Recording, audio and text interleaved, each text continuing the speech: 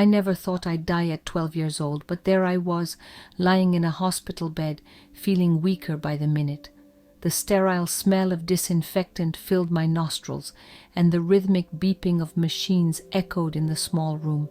My name is Sarah, and this is the story of how I died, met Jesus, and learned about the end of the world. It all started with a simple headache. At first, my parents thought it was just stress from school or maybe too much screen time. But as the days went by, the pain got worse, and I started feeling tired all the time. My mom took me to our family doctor, who ran some tests. The results came back, and suddenly everything changed. The doctor said I had a rare disease. I couldn't pronounce the name, but I could see the worry in my parents' eyes. We went from doctor to doctor, trying everything they suggested. Nothing worked. With each passing day, I felt myself getting weaker. The headaches became unbearable, and soon I couldn't even get out of bed. That's how I ended up in the hospital. The doctors tried everything they could, but nothing seemed to help. I could hear them talking in hushed tones outside my room, using words like terminal and palliative care.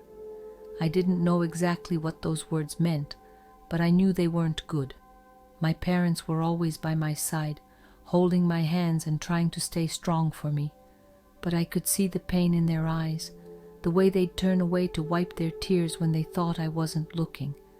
I wanted to tell them not to be sad, that I wasn't afraid, but I couldn't find the strength to speak. As I lay there, I thought about all the things I'd never get to do. I'd never go to high school, never have my first kiss, never get married or have kids. It seemed so unfair. Why was this happening to me? What had I done to deserve this? I must have drifted off, because the next thing I knew, I was floating above my body. It was the strangest sensation. I could see myself lying in the hospital bed, pale and still. My parents were there, holding my hands and crying. The doctors were rushing around trying to revive me. I wanted to tell them I was okay, that they didn't need to worry, but they couldn't hear me. Then I saw it. A bright light appeared in the corner of the room. It was the most beautiful thing I'd ever seen. The light got bigger and brighter, and I felt drawn to it. As I got closer, I felt warm and happy. All my worries and fears melted away. The pain that had been my constant companion for months was gone. I felt lighter than air, free from the constraints of my sick body. I floated into the light, and everything changed. Suddenly, I found myself in a beautiful garden. The colors were more vibrant than anything I'd ever seen on earth. The grass was the greenest green, soft and lush beneath my feet. Flowers of every color imaginable bloomed all around me, their sweet fragrance filling the air.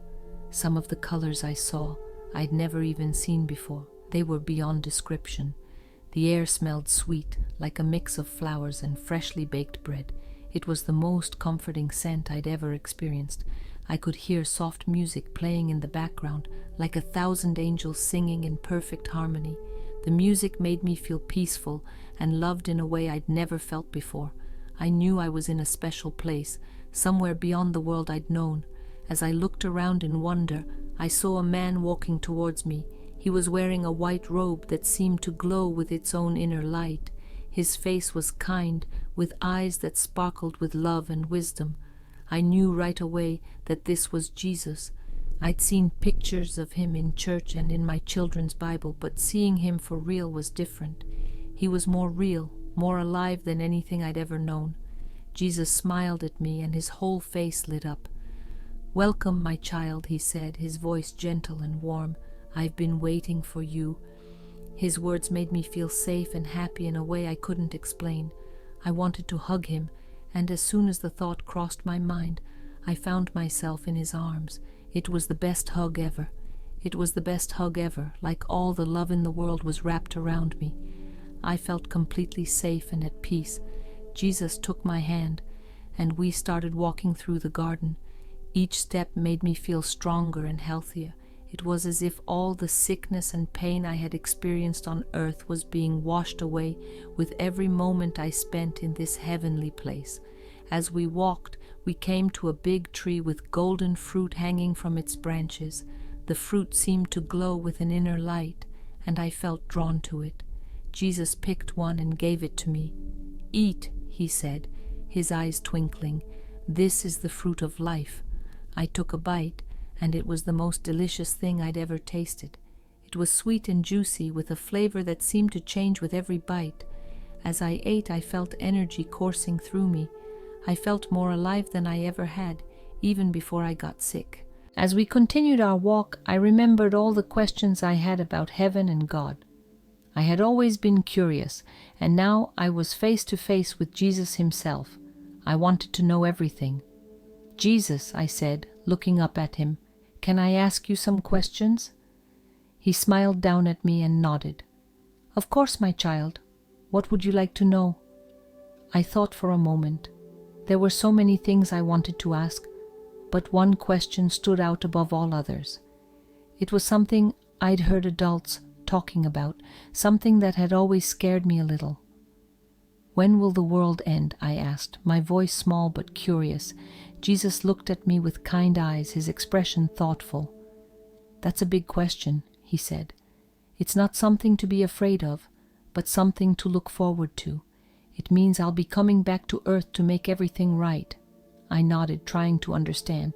It was a lot to take in. "But how will we know it's happening?" I pressed, eager to learn more. Jesus smiled patiently. "There will be signs," he explained. "People will hear about wars and natural disasters. Many will turn away from God. But those who love God should not be afraid. They should be ready and keep doing good things." I considered this for a moment. It sounded both scary and exciting. "What happens after the world ends?" I asked, my curiosity growing with each answer. "After that," Jesus said, his voice filled with joy, "there will be a new heaven and a new earth. All the bad things will be gone. There will be no more sadness, pain, or death. Everyone who loves God will live with him forever." I thought about that for a while. It sounded amazing, like the happy ending in a fairy tale, but real. Yet I still had more questions. "What about the people who don't believe in God?" I asked, thinking of some of my friends at school who had never been to church. Jesus looked sad for a moment, his eyes filled with compassion. "God loves everyone and wants everyone to be with him," he explained gently. "But he also gives people the choice to love him back. Those who choose not to be with God will be separated from him. That's why it's important to tell others about God's love while there's still time." I nodded, feeling the weight of what Jesus was saying. It made me think about how I could share God's love with my friends when I got back.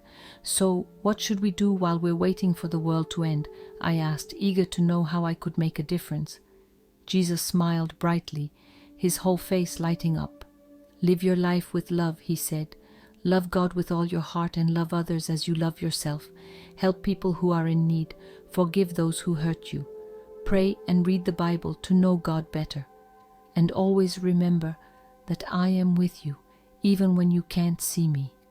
As we walked some more through the beautiful garden, I saw other people there too. They all looked happy and peaceful. Some were singing, others were talking and laughing. It felt like one big, happy family reunion. As we walked, I saw a big book on a golden stand. It was the biggest book I'd ever seen, its cover adorned with precious gems that sparkled in the heavenly light. "What's that?" I asked, pointing to the enormous book. "That's the book of life," Jesus explained. "It has the names of all the people who love God and follow him." I was curious and a little nervous. "Is my name in there?" I asked, my voice barely above a whisper. Jesus smiled and nodded. "Yes, it is," he said, his voice filled with warmth. "And so are the names of many others, but there's still room for more." We kept walking and soon came to a crystal clear river. The water sparkled like diamonds, reflecting the heavenly light in a dazzling display. "This is the river of life," Jesus said. "Its water gives life to everything in heaven." I bent down and touched the water. It felt cool and refreshing against my skin. When I stood up, I felt even stronger and happier than before, if that was even possible. As we walked along the river, I saw many animals. There were lions playing with lambs and eagles soaring in the sky.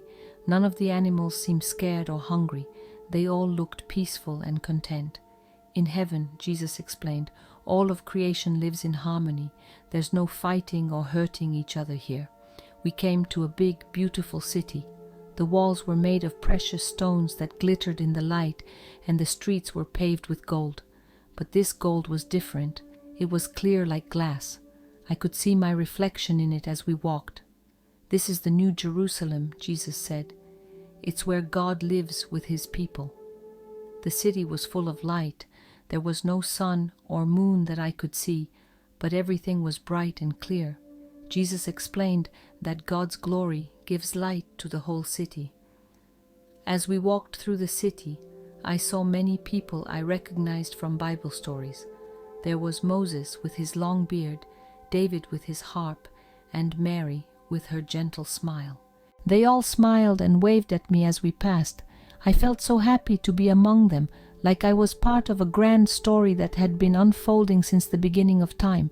We came to a big throne in the center of the city. It was more beautiful than anything I'd ever seen, shimmering with a light that seemed to come from within. "This is God's throne," Jesus said.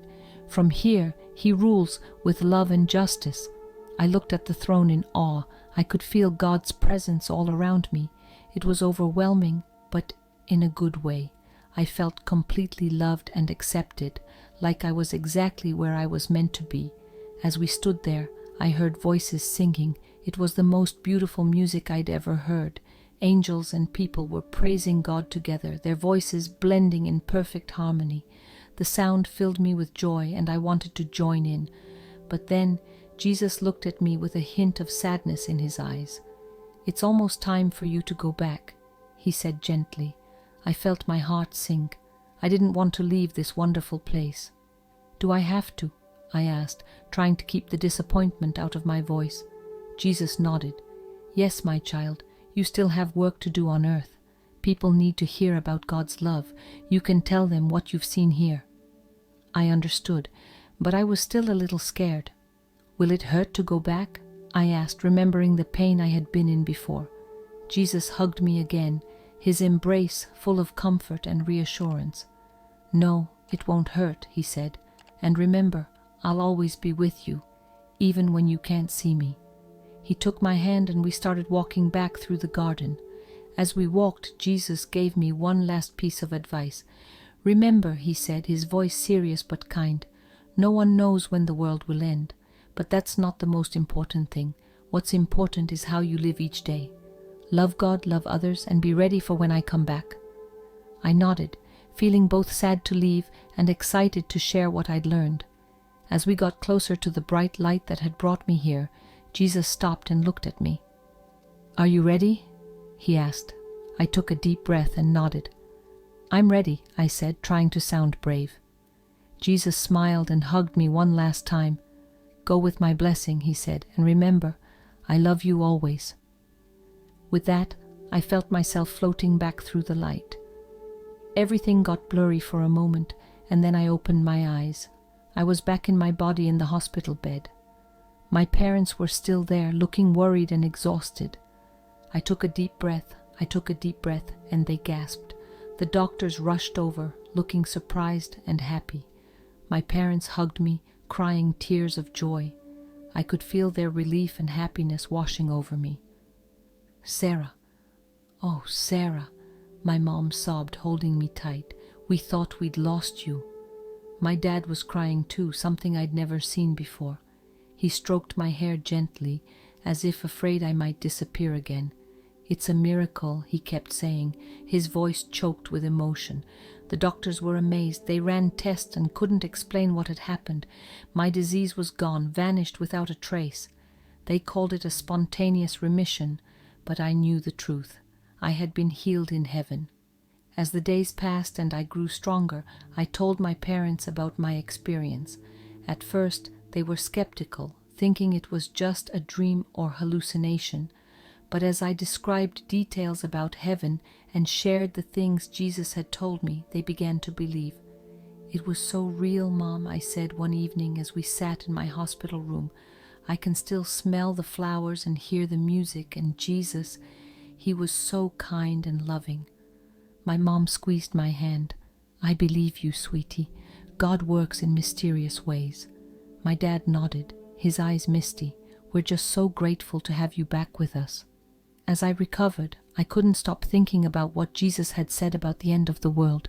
It wasn't something to fear, but something to prepare for. I knew I had to share this message with others. When I was finally well enough to go back to school, I saw everything differently. The world seemed brighter somehow, more alive. I noticed things I'd never paid attention to before, the way the sunlight filtered through the leaves, the kindness in a stranger's smile, the beauty of a rainy day. I started talking to my friends about God and what I'd experienced. Some of them were interested, while others thought I was crazy, but I didn't mind. I remembered what Jesus had said about telling others about God's love while there was still time. "You really believe all that stuff?" my best friend Emma asked one day at lunch. I nodded, taking a bite of my apple. "I know it sounds crazy, but it's true. I was there, Emma. I saw it all." She looked thoughtful. "So what happens to people who don't believe in God?" I remembered Jesus' sad expression when I'd asked him the same question. "God loves everyone," I explained. "He wants everyone to be with him, but he gives us a choice. That's why it's so important to share his love with others." Emma was quiet for a moment. "I've never really thought about God before," she admitted, "but the way you talk about him, it makes me want to know more." I smiled, feeling a warmth in my heart. This was exactly what Jesus had meant about sharing his love. As the weeks turned into months, I found myself changing. I was more patient, more kind. I tried to see the good in everyone, even the kids at school who used to bully me. I remembered the harmony I'd seen in heaven and tried to bring a little bit of that to earth. I started volunteering at the local animal shelter, remembering the peaceful animals I'd seen in heaven. I joined the church youth group and helped with community service projects. Every chance I got, I told people about God's love and the importance of being ready for Jesus' return. One day, as I was helping serve food at a homeless shelter, an old man looked at me with wise, kind eyes. "You've seen it, haven't you?" he asked. I was surprised. "Seen what?" I asked. He smiled. "The other side, heaven. I can see it in your eyes. You've been there." I nodded, amazed. "How did you know?" He chuckled. "I've been there too, many years ago. It changes you, doesn't it? Makes you see the world differently." We talked for hours that day. He shared his own near-death experience, and we compared notes about heaven. It was comforting to know I wasn't alone, that others had seen what I had seen. As I grew older, I never forgot my experience or the message Jesus had given me. I became a counselor, helping people through difficult times and sharing God's love with them. I wrote books about my experience, hoping to reach even more people with the message of hope and love. Sometimes late at night, I would look up at the stars and remember the beauty of heaven. I'd think about Jesus' words about the end of the world and wonder when it would happen. But I wasn't afraid. Instead, I felt a sense of anticipation, knowing that one day I'd see that beautiful garden again. Years passed, and I watched the world change. There were wars and natural disasters, just as Jesus had said there would be. I saw many people turn away from God, consumed by materialism and self-interest, but I also saw incredible acts of kindness and love, people helping each other in times of crisis, strangers becoming heroes. I got married to a wonderful man who shared my faith and my mission to spread God's love. We had children of our own, and I told them about my experience in heaven. I taught them to live each day with love and purpose, always ready for Jesus' return. One day, when I was in my 50s, I received a letter from a woman I'd never met. She wrote that she had read my book about my near-death experience, and it had changed her life. "I was on the brink of giving up," she wrote. "I didn't see any purpose in life, but when I read about your experience, about God's love and the beauty of heaven, it gave me hope. I've found my faith again, and I'm living each day trying to share God's love with others. Thank you for sharing your story." Letters like this reminded me why Jesus had sent me back. Each person who found hope or faith because of my experience was a precious soul, loved by God. As I grew older, I began to notice signs that made me wonder if the end times were approaching. There were more natural disasters than ever before. Wars and conflicts seemed to be everywhere, and many people were abandoning their faith. But I remembered Jesus' words, "No one knows when the world will end," but that's not the most important thing. What's important is how you live each day. So I continued to live each day with love and purpose. I volunteered at hospitals, sharing comfort and hope with the sick. I spoke at churches and conferences, telling my story and encouraging others to live with faith and love. I tried to be a light in the darkness, just as Jesus had been a light to me. One night, as I lay in bed, I felt a familiar warmth and peace wash over me. I opened my eyes and saw a soft light filling the room. For a moment I thought I was back in heaven.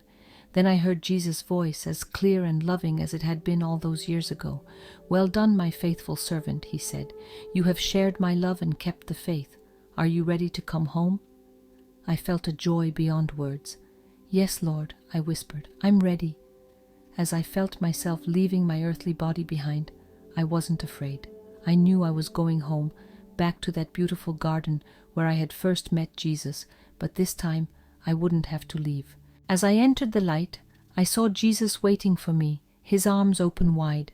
Behind him, I could see all the people whose lives I had touched, the friends I had told about God, the strangers I had helped, even the woman who had written me the letter.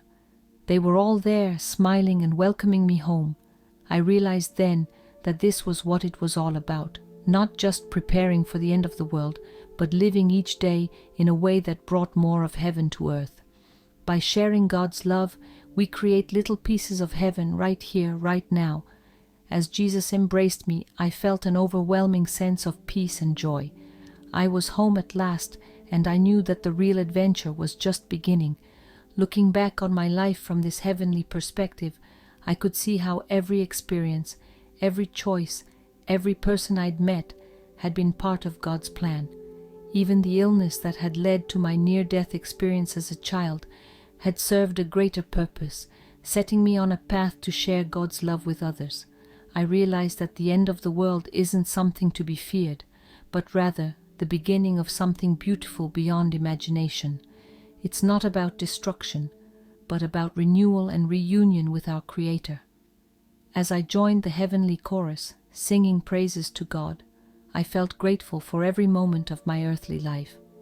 I was thankful for the opportunity to have shared God's love, to have made a difference in people's lives, and to have lived each day in anticipation of this moment. And now, as I stand here in the eternal presence of God, I want to share this message with you, whoever you are, reading my story, whether you're young or old, whether you believe in God or not, whether you're facing challenges or enjoying life's blessings. I want you to know that you are loved beyond measure. The end of the world, whenever it may come, is not something to fear. It's a promise of renewal, of justice, of love triumphant, but you don't have to wait for the end to experience a piece of heaven. You can bring a bit of heaven to earth every day through your actions, your words, and your love. Remember what Jesus told me. Live your life with love. Love God with all your heart and love others as you love yourself. Help people who are in need. Forgive those who hurt you. These aren't just nice words. They're a blueprint for a life well lived, a life that makes a difference. Every act of kindness, every word of encouragement, every moment of forgiveness, these are the things that truly matter. They ripple out into the world, touching lives in ways we may never fully understand.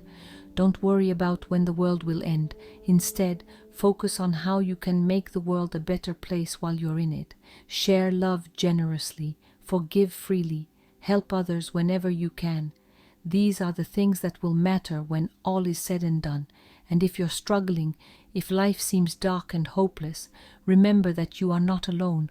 God's love is with you, even when you can't feel it. There is hope, even in the darkest times. I know because I've been there, in the depths of illness, facing death. But I also know the joy and peace that comes from knowing God's love. If my story has touched you in any way, I encourage you to open your heart to the possibility of God's love. Seek Him out, talk to Him, read His Word. You might be surprised by what you find. And remember, just as Jesus told me, He is always with you even when you can't see him.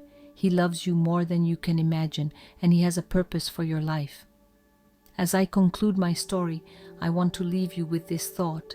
Heaven is real, and it's more beautiful than we can imagine, but we don't have to wait until we die to experience a taste of it. We can create little pieces of heaven right here on earth through our love, our kindness, and our faith. So live each day as if it could be your last, not in fear but in love. Be ready for Jesus' return, not by withdrawing from the world, but by engaging with it fully, spreading love and hope wherever you go. And who knows, maybe one day we'll meet in that beautiful garden. Until then, keep the faith, spread the love, and never forget that you are deeply, eternally loved. As I look around at the wonders of heaven, at the faces of loved ones reunited, at the joy and peace that permeates every corner of this place, I'm filled with an overwhelming sense of gratitude. Gratitude for the life I lived, for the people I loved, for the experiences I had, both good and bad, because all of it, every moment, led me here.